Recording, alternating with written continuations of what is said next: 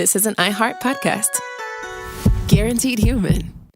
With no fees or minimums on checking accounts, it's no wonder the Capital One bank guy is so passionate about banking with Capital One. If he were here, he wouldn't just tell you about no fees or minimums. He'd also talk about how most Capital One cafes are open 7 days a week to assist with your banking needs. Yep, even on weekends. It's pretty much all he talks about, in a good way. What's in your wallet? Terms apply. See CapitalOne.com/bank. Capital One, N.A., member FDIC.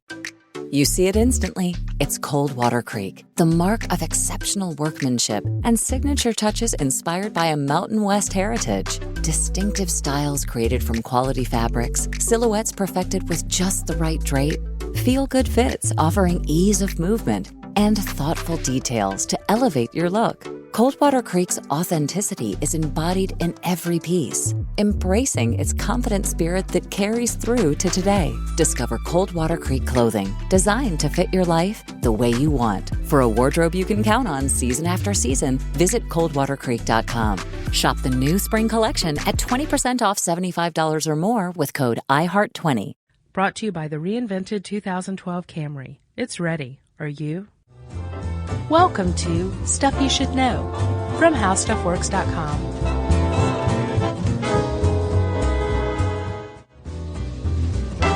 Hey, and welcome to the podcast. I'm Josh Clark. There's Charles W. Chuck Bryant. That would make this Stuff You Should Know. As if you didn't know. Should I speak? Yeah, please do speak. Bail me out. Yeah, this is show number 2 in the temporary office. I hate this place so much. I know, it's weird. Get used to it, buddy. Okay. We'll be here for the next 6 weeks. All right. And then it'll be like, whoa, I know. look at this new studio. It's going to be like the kitchen of the future. Yeah. Yeah, but from the 50s. Right. So, Chuck. Yes, Josh. Do you know what May 23rd, 2007 was? It was a big day. My wedding anniversary? No, that was not my wedding anniversary. Go ahead. That was a weird thing to say if it wasn't true. Well, I was close. Oh, okay. Chuck. Yes. May 23rd, 2007 represented the day that more humans in modern times lived in cities than did rural areas. I believe it. Couple of, so that didn't blow your mind? No, I believe it. So a couple of researchers, one from NC State and another from our dear University of Georgia, did some demographic numbers, crunched them, and came up with 3,303,992,253 people in cities. Mm-hmm. And on that day, there were 3,303,866,404 rural people. Do you know what percentage that breaks down to? Is it like 50 point something? It was 50 point something. Okay. Because they were projected that since you brought it up, past stats, in 1800, only slightly more than 2% of the world's population lived in the cities. Mm-hmm. By 1900, that was 45%. Yeah. And they predicted by 2010 it would be like 51%. You know why the shift? Why? Industrial Revolution. Boom. Yeah, we went from an agrarian society to one where you could make the cheese in the city. Yeah. And so everybody moved to the city, right? I thought it was Thai food. I think that was a happy benefit, a byproduct of it. Yeah. Good. So people started moving to cities more and more. By 1910, there were scores of cities around the United States that boasted 1 million or more people, right? Yeah, they were kind of crappy, though. They were, and one of the reasons why is because they were just kind of thrown together, right? Somebody wanted to open a business. Well, you bought the land, built the business, and probably lived upstairs from it, right? Yeah. There was sprawl, cramped conditions, tenement housing, sure, poor water quality. Can I read the quote? Yeah. From Henry Blake Fuller's novel With the Procession in the 1900s. They were describing Chicago, and the protagonist, Truesdale Marshall, said, "Chicago is a hideous monster, so pitifully grotesque, gruesome, appalling." Yeah. Not a pretty picture. No, and anybody who's familiar with Chicago now would be like, what? That's not Chicago. Chicago is the bomb, yo. Yeah, is step what they off. say. That's exactly what someone would say. Right. The reason why somebody would say that today is because there was a guy named Daniel Hudson Burnham, right? Love this dude. He was a Chicago architect, and Monsieur Burnham came up with this thing called the City Beautiful program, right? Yeah, and I agree with it 100%. Build the form, and function will follow. Right. So Mr. Burnham's vision was to create municipal art like fountains, statuary, green space, parks, sure. Sidewalks. And if you beautified a city, crime, other social ills would kind of fall off. Yeah. At the very least because of the newfound civic pride. Right. Right? Uh-huh. People want to keep it clean. You see some kid spray painting a beautiful fountain, you're probably going to open his skull with your walking cane. Right. Right? Yeah, and he unveiled this at the 1893 World's Columbian Exposition. That was one of the best ever. Yeah, in Chicago. Yeah. And he started applying those principles between 1902 and 1905 in D.C., Cleveland, Ohio, Manila, oddly, and San Francisco.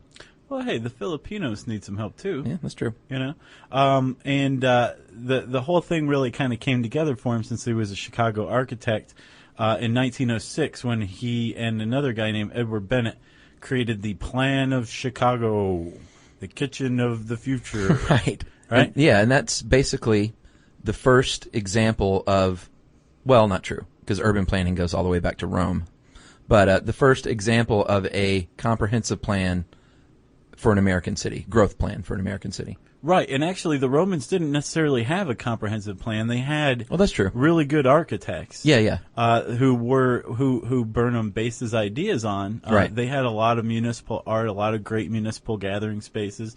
They had the aqueducts, Sewers. to carry water. They had sewers, Roads. public houses that were placed in areas where everybody could enjoy them. Right. And that is one of the tenets of urban planning that we'll get to. Right. Is not to exclude any peoples because of like geographic location or like socioeconomic conditions. Right. So Burnham basically throws down the gauntlet and says, "I have created urban planning." Right.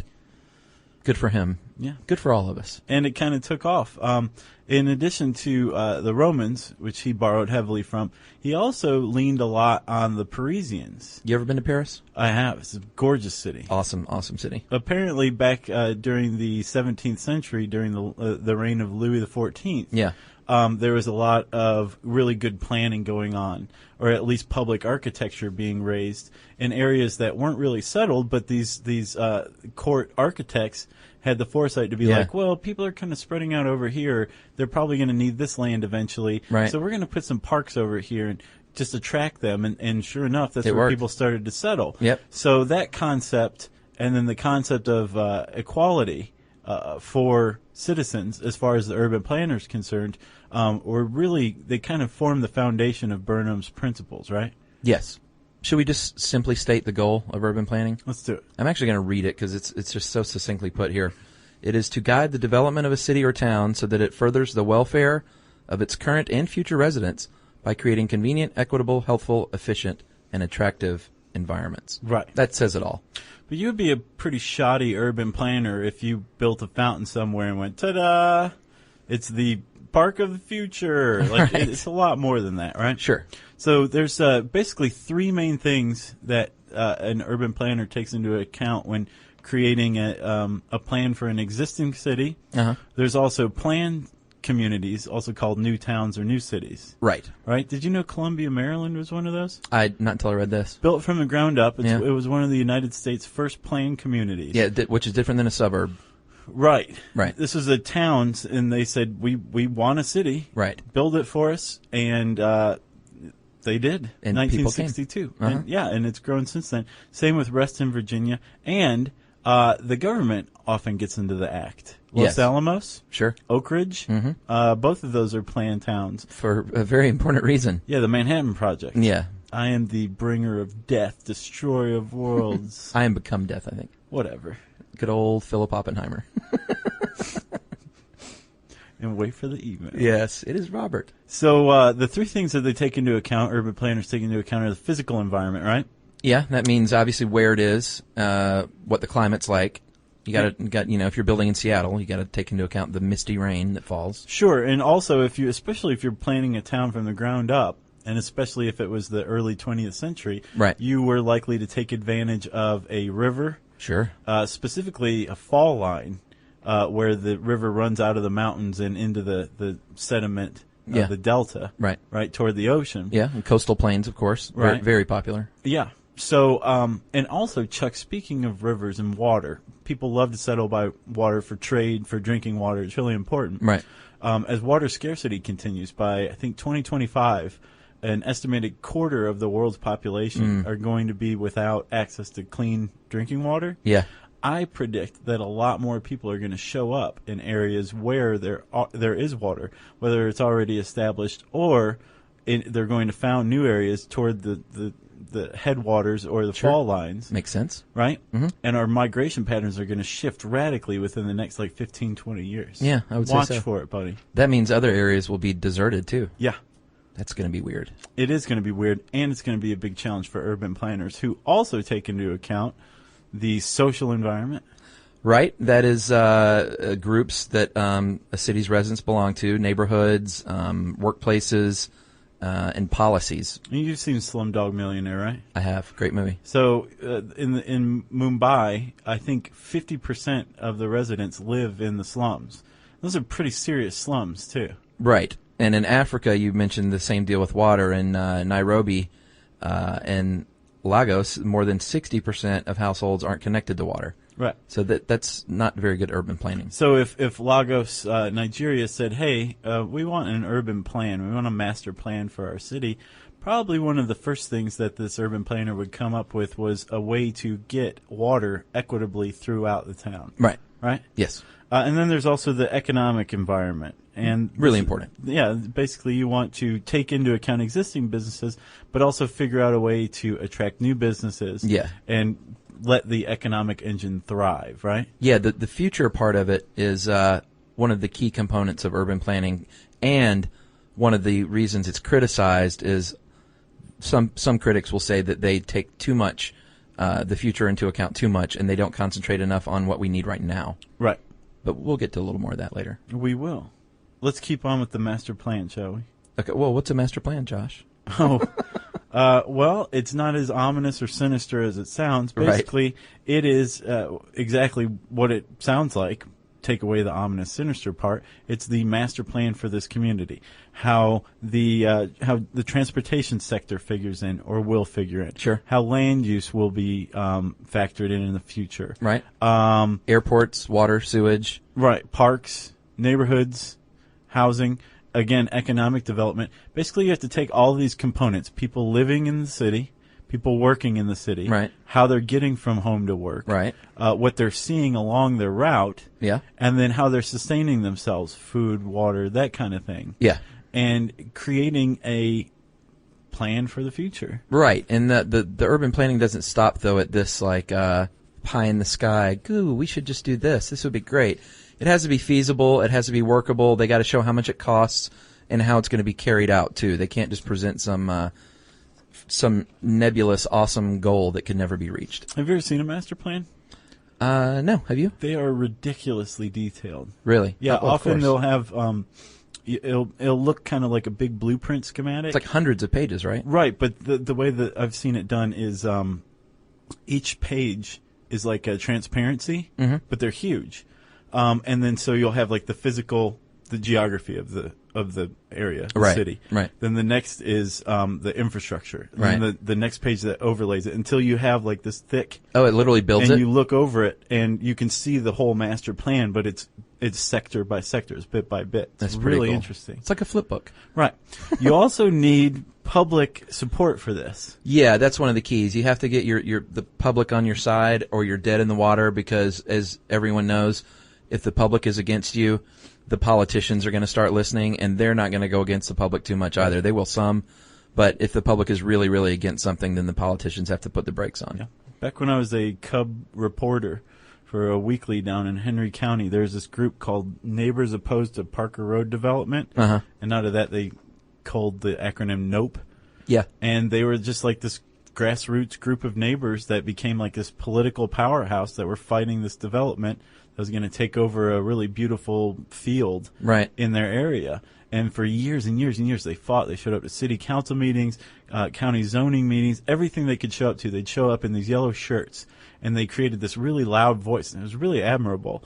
And ultimately, there was a compromise was struck. So it wasn't like this terrible tract housing that the county had plenty of already. It was nicer housing with fewer lots per acre. Right. And then I think like 60% of this land was dedicated in perpetuity to a green space, like awesome. a park. Yeah, so they really did a lot. Yeah, we got the Beltline here in Atlanta, which is a project which has a lot of green space that's tied to a light rail line all over the city, which is awesome. And I love this idea until I heard that I was going to be like 85 years old by the time it was finished. Yeah, it's going to take a while. Yeah, and that's actually, since I brought it there, that's another one of the criticisms is that it's very time intensive to do many of these plans, and the fact that these processes take too long. Current residents are like, well, why do I want to give up my tax money for something that's going to be around in 40 years? Right, that's part of it. And also, if you're in a kind of a new urban area, this thing's going to evolve and change and go well beyond the plan before it can be implemented. So time is definitely of the essence. Right? Absolutely. And you said that, the politicians often will not go along. That's not necessarily true in my experience. Well, politicians it depends, go along with the developers' dollars. Yeah. And they actually do have legal authority to flex their muscles here. There's this thing called eminent domain. Yeah, I think we talked about that in the squatting episode. Okay. Sure. I thought you meant we already talked about it in this podcast. No, of course not. I was zoning out or something. No. But speaking of zoning... Oh, yeah, nice. Chuck. Zoning laws have a lot to do with it, too, and that's where the planners have to be aware of all these zoning laws, which is, whether or not an area is zoned for, business or for mixed use or for family-only housing. But that's where the politician can flex their muscles as well, right. Get zoning laws changed. And they can get the cops out there and be like, tear it down. Yeah. Or we'll club you. Yeah, that's true. Yeah. So, Chuck, not everybody's all hip on the urban planning thing, right? Right. Especially the early 20th century version, Burnham's original vision. Right. There was a lady by the name of Jane Jacobs who wrote a book in 1961 called Death and Life of Great American Cities. She's awesome. Yeah. I researched her a little bit. She passed away not too long ago, and the Rockefeller Foundation actually created something called the Jane Jacobs Medal, and that recognizes individuals who have made a significant contribution to thinking about urban design. She was radical at the time, dude. Early 60s. You can tell. Yeah, big time. And what she came up with, Chuck, was basically 5 main points. Right. And the first is that a city is an ecosystem. And like you said, this was radical. Nobody looked at a city like this before. They're all drunk. Right. They're smoking and drinking at work all day. They didn't think about that kind of thing. Right. So Jane Jacobs just was the one who was sober and stopped and paid attention, right? Yeah. Okay. So if a city is an ecosystem, that means it's constantly evolving and moving and thriving. And if you look at it and each aspect of it as a system that's interconnected with the rest of the system to make up this organism or ecosystem, what a great idea. Suddenly you have a concept of what the city actually looks like, not what you want it to look like, right? You also have to take into account the community, right? Well, yeah, and she was a big critic of a lot of urban planners that many times weren't even from that city, would be hired and brought in, and not put their feet to the pavement and talk to the local residents. And she thought that was obviously a big key, was called bottom-up planning. Right. And that was radical at the time, too, as was mixed-use development. She was kind of the first champion of mixed-use development. Right, which we're really starting to see today. Even now, it's not really taken off, at least I can't say for other towns necessarily, but in Atlanta. Oh, yeah, man. It's everywhere. Yeah. Live, work, play. Right, but nobody's necessarily subscribing to it, you know? A lot of them are sitting empty at this point. They definitely are. But I do think that in the future, that's pretty much what we're going to have. Yeah, and her mixed use wasn't only the modern thing that we see where there's an apartment upstairs from a chapeau shop. It was she thought buildings should vary in age and condition as well. So don't just go in and bulldoze everything and build everything up new. Yeah. She wanted different ages, conditions, and rental properties, ownership properties. Nice. That's what she means. She also thought all of it should be packed together, which is definitely counterintuitive, especially for the time. Everybody thought the closer you put people together, the more crime and other social ills are going to break out, right? Her point was no, you put people together in this mixed use area, and you're going to have city life 24/7. Right. It's not just, when 5 o'clock comes, the place is deserted. There's always going to be people around. Things are always going to be open. And she called for higher density. And lastly, she also said that a lot of emphasis should be placed on local economies. Yeah, this is what I'm the big fan of. She was definitely not in favor of going and tearing down the old mom and pop shops to put in a large corporation because it's quote unquote more stable. Right. She thought the stability of the small business and small entrepreneurs was the way to go. Right. And God bless her for it. You could do that by revitalizing downtown, or having certain districts be very niche, like the Hammock District in the Max Scorpio episode of The Simpsons. Right. Right? Or the Garment District. The Garment District, Hell's Kitchen. The Meat Packing District. Right, exactly. New York has a lot of districts. And what she was saying is, so you have a district over here in Manhattan that specializes in garments, and then you have a district over here in Brooklyn that specializes in meat. Somebody in the garment district is going to go, I need some meat, and goes over to Brooklyn and vice versa. Sure. Right? And it all works. Yeah. So it's cross-pollination of towns or different parts of town. Indeed. To get people out and about. Yeah. Rather than over to the Old Navy / Target / Bed Bath & Beyond that's so ubiquitous here in Atlanta. Have you seen that postcard? No. It says Atlanta, like no place else. But then Atlanta, the font is kind of big. And then the background within each letter is like a Target, an Old Navy, a Bed Bath & Beyond. So it's ironic. Logo. It is very ironic. And smarmy. Yeah. The light just changed in here because the sun. That God is really weird. We're not used to windows. Wow, I'm tripping. So her ideas were revolutionary, and they, in the early 60s, built on kind of the modern foundation of what urban planners many times do today. Right. Although she was criticized for fostering gentrification. Yeah, I could see that. Yeah. There's a real problem with it, especially in areas that have extensive suburbs.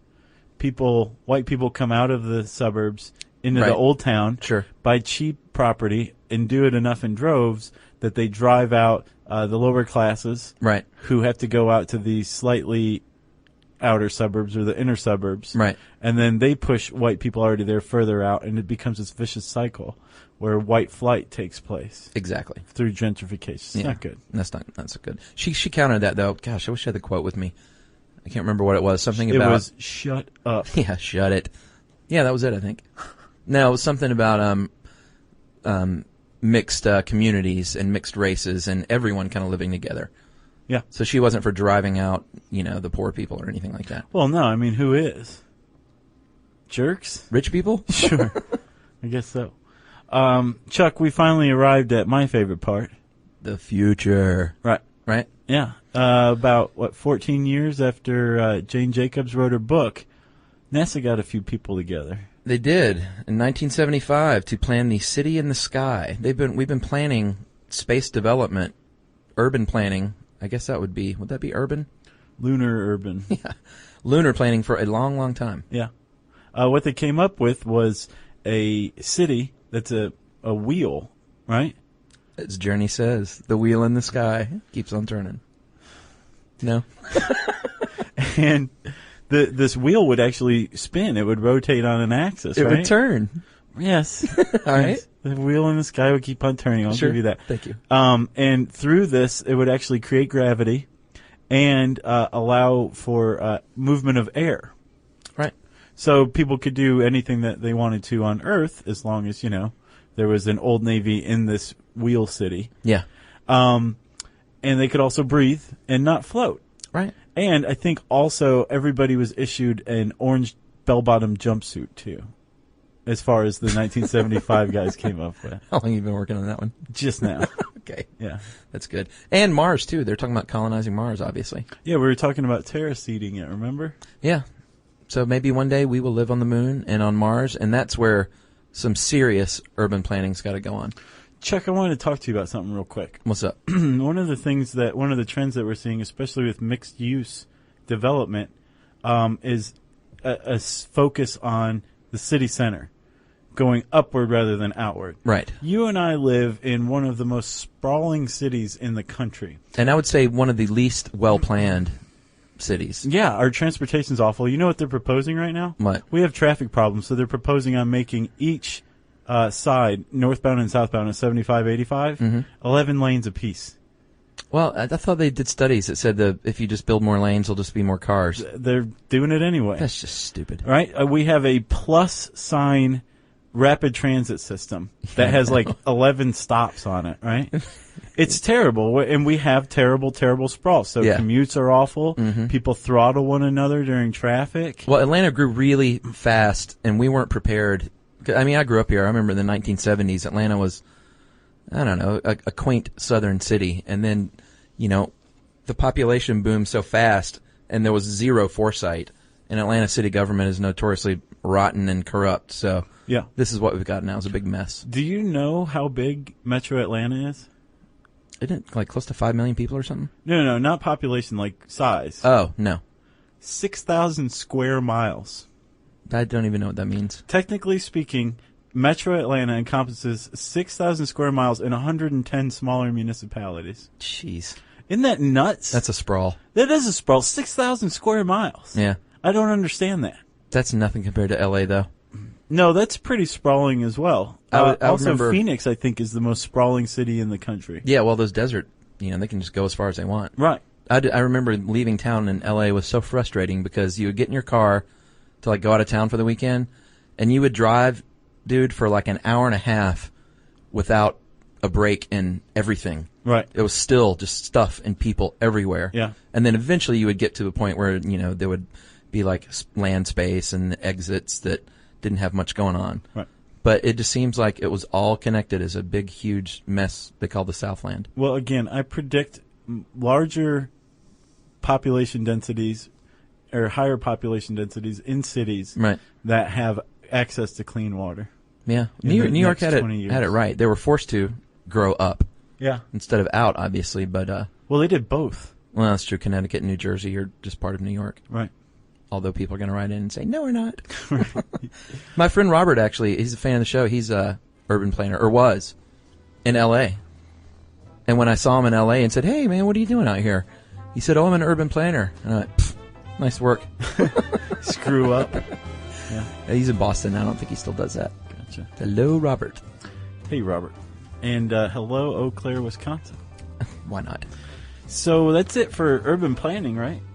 You have anything else, Jerry? You got anything? Jerry's good. Jerry's good. If you want to learn more about urban planning, including all the bullet points Chuck and I so faithfully read in this podcast, you can type that into the handy search bar at howstuffworks.com, which means it's time for listener mail. Yeah, Josh, I'm going to call this from Andrew in Cleveland, and it's about his brother, and I like brother stuff because I have a brother. I want to thank the two of you for letting me spend a few hours with my brother recently. My older brother lives in New Orleans with his wife and a younger sister who lives with and I have a younger sister who lives with our father in New York. I live in Cleveland, about an hour from our mother. You got that? Yeah. Okay. A few months ago, my brother serves in the Army, got a call that he was being brought for a tour of Iraq, so he was leaving. It had been several years since we had visited him, so my sister and I cooked up a plan to drive across the country to pay him a surprise visit. The plan was for my sister to fly into Cleveland. He would get into my truck, and we would drive the whole way to New Orleans with about a day to spend with my brother before he left. Disaster struck with the weather. My sister's plane was delayed because of snow in the east, and it was delayed 12 hours and really limited our options. What it came down to was I would have to pick up my sister from the airport at 3 and drive the entire 14 hours by myself because my sister's too young to drive, and hopefully get to my brother's house before he leaves at 8 a.m., So driving through the night is no fun, Josh. No. He was concerned about getting there, period, but then a miracle. My sister's iPod had, I believe, every episode of Stuff You Should Know on it, and I've never even heard of you guys before this. Curious, I turned on the podcast, and my brain was immediately filled with interest and laughter. The science, humor, and discussions drove the fatigue from me, and I listened to you guys non-stop while my sister slept. I think he has us confused for Radio Lab. I think so, too. I was actually surprised when I arrived in New Orleans because it felt like time just flew by.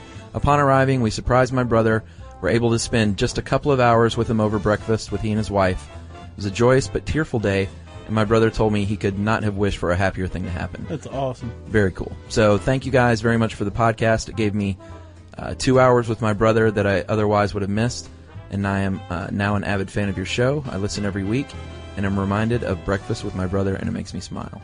Sweet. From Andrew in Cleveland. That's really awesome. Yeah. Well, we've already gotten road trip stories from the Cannonball Run episode, right?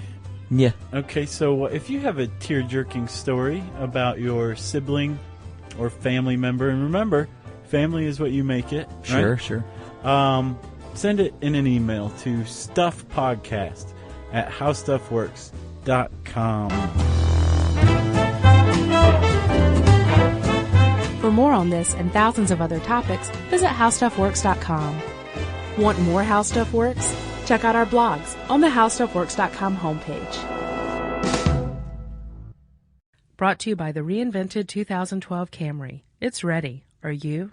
You see it instantly. It's Coldwater Creek, the mark of exceptional workmanship and signature touches inspired by a Mountain West heritage. Distinctive styles created from quality fabrics, silhouettes perfected with just the right drape, feel-good fits offering ease of movement, and thoughtful details to elevate your look. For a wardrobe you can count on season after season, visit coldwatercreek.com.